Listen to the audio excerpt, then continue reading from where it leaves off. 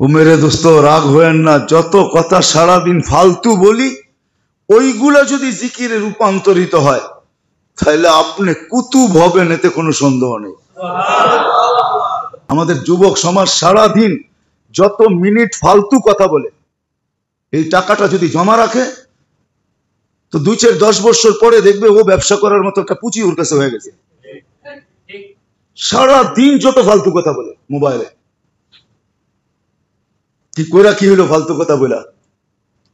দুনিয়া তো মাঝে মাঝে দেখায়, ঠিক না? সত্য যদিও এখনো বাহির হয় না, বাহির হয়ে যাবে। যার প্রেমে পড়া সারাদিন কথা বলছেন ওই আপনার গলায় চুলি চালায়া দিছে, পাটে পায়া দিছে আপনার সাইজ করা।